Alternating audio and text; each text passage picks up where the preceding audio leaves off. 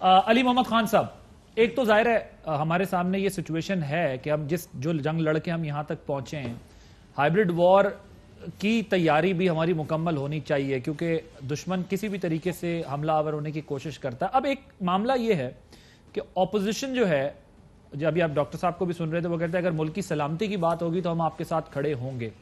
آپ حکومت ہیں، آپ کی بھی ذمہ داری ہے کہ کوئی انتشار کسی راستے سے بھی نہ پھیلے، تو حکومت اور اپوزیشن کو مل بیٹھ کر یہ نہیں سوچنا چاہیے کہ جو کچھ بھی اس وقت پولیٹیکل ٹرموائل ہے اس کا کوئی سولوشن نکالیں، کہیں ایسا نہ ہو کہ دشمن کسی ایکٹیویٹی کا فائدہ اٹھائے؟ بسم اللہ الرحمن الرحیم، اللہم صلی وسلم وبارک علی سیدنا محمد رسول اللہ صلی اللہ علیہ وآلہ وصحبہ وسلم۔ بہت شکریہ۔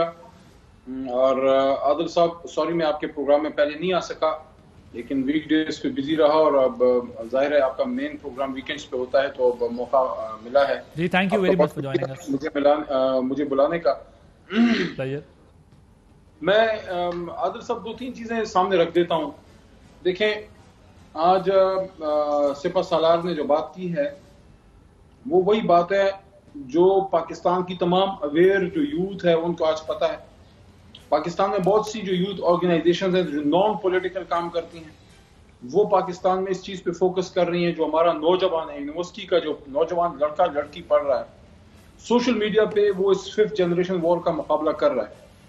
ہمارا جو تھنک ٹینکس ہیں، جو ہمارے حساس ادارے ہیں، ان کے تھنک ٹینکس یا وہ بھی ایک لیول پہ کرتے ہیں، لیکن میری رائے یہ ہے کہ ہم پولیٹیکل پارٹیز اس جنگ کو لیڈ کریں، اس طرح سے لیڈ کریں کہ دشمن یہ یاد رکھیں، اسلام کو جب بھی شکست ہوئی ہے، عارضی جو شکست ہوتی ہے، اصل جیتے گئے۔ وَقُلْ جَاءَ الْحَقُّ وَزَهَقَ الْبَاطِلُ وَالْبَاطِلَ كَانَ زَهُوقًا، حق تو آخر میں جیت ہی جاتا ہے، لیکن اسلام کو جب بھی عارضی شکست ہوئی ہے وہ سامنے کے دشمن سے زیادہ اندر کی دشمنی سے، اندر کی کمزوری سے ہوا۔ کبھی بھی جو ہے ہم جنگ پلاسی نہ ہارتے، کبھی بھی جو ہے ٹیپو سلطان کو شکست نہ ہوتی ہے کہ میر جعفر یا میر صادق نہ ہوتے۔ دشمن ہمیشہ اندر سے وار کرنے کی کوشش کرتا ہے، چالاک اور عیار دشمن ہے ہمارا، اور وہ چانکیا کی پالیسی پہ جو ہے وہ عمل پیرا ہے۔ اور وہ کیا ہے؟ وہ یہ ہے کہ سامنے سے آپ کی پاک فوج کے سامنے وہ 5 منٹ کھڑے نہیں ہو سکتے، اور ایسی ہماری قوم ہے کہ جب 65 میں آزمایا، جب بھی آزمایا، قوم کھڑی رہی، پھر کھڑی رہی فوج کے ساتھ بھی، لیکن اندر سے مایوسی پھیلانا، اندر سے جا کے 5th جنریشن وار کرنا، اندر سے 5th کالمسٹ پھیلانا۔ اور ایک اور چیز دیکھیں، ہمارے کچھ نیچرل فالٹ لائنز ہیں جس کو جب ہم آپس میں اس کو حل کرتے ہیں تو وہ کور ہو کے پھر ہمارا ملک مضبوط ہوتا ہے۔ جو آپ کا سیکٹیرین فالٹ لائن ہے اور جو آپ کا ایتھنک فالٹ لائن ہے، شیعہ سنی لڑا کے، یا بلوچ پنجابی یا سندھی پٹھان کی لڑائی لڑا کے، یا مہاجر سندھی کی لڑائی لڑا کے، یہ ہمارے فالٹ لائنز ہیں جس کو ہم نے کور کرنا ہے۔ ہمیں جوڑتی کیا چیز ہے؟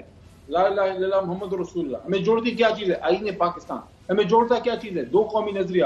ہمیں کیا چیز جوڑتی ہے؟ پاکستان بنانے کی تحریک، قائد اعظم محمد علی جناح، ہمارا دین، ہم محمدی ہیں، ہمارا اللہ تعالیٰ پہ ایمان ہے، ہمارا دین ہمیں جوڑتا ہے عبد العباسی صاحب۔ لیکن ایک چیز جس پہ میں سمجھتا ہوں کہ مسلم لیگ نون میں یا اپوزیشن میں جو سینئر ایلیمنٹس ہے، جس میں ڈاکٹر طارق صاحب بھی ان میں سے ون آف ہے، وہ ان کے اچھے ایڈوکیٹ اپنی جماعت کے، لیکن بات ہمیشہ پاکستان کی یا پاکستان کو مضبوط کرنے کی یہ کرتے ہیں۔ اس لیے میں یہ بات ان کے سامنے عرض کر رہا ہوں کہ ہمارا ملک ظاہر ہے ایک کمزوریوں کا مارا ہوا ملک تو ہے۔ ہم نے 73 سال میں پاکستان کو اکنامکلی، انٹلیکچولی مضبوط تو نہیں کیا، کمزوریاں ہیں، آپ کا ملک بار بار جکڑا ہوا ہے قرضوں میں۔ تو جو لوگوں کی محرومیاں ہیں، پاکستان میں 5th جنریشن وار کیا کرتی ہے؟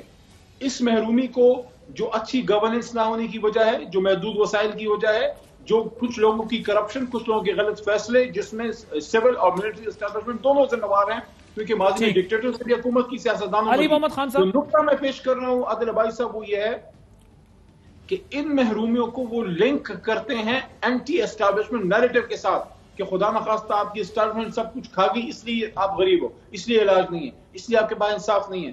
کون سی، مجھے آخری 1 منٹ دے دیں، کون سی اسٹیبلشمنٹ نے کسی سیاستدان کو روکا ہے کہ آپ اسپتال نہ بنائیں، آپ کرپشن ختم نہ کریں، آپ سول لا ریفارمز نہ کریں تاکہ لوگوں کے کیس جج ہوں، آپ لوگوں کو اچھی ایجوکیشن نہ دیں، آپ پولیس ریفارمز نہ کریں، آپ پاکستان میں اچھے روڈ نہ بنائیں؟ اس لیے میں آپ کو یہ عرض کرنا چاہ رہا ہوں عادل عباسی صاحب کہ ہمیں اویئر ہونا ہوگا، اپنی سیاست ہم کریں، اوکے دشمن کے جال میں خدا نہ پھنسیں۔ اینٹی اسٹیبلشمنٹ نیریٹو جس کو کچھ لوگ ہوا دے رہے ہیں وہ پاکستان کی جڑیں کھوکھلی کرنے کے مترادف ہے۔ ٹھیک، پوائنٹ ٹیکن۔ اب یہ میں نے دونوں کا پوائنٹ آف ویو لے لیا۔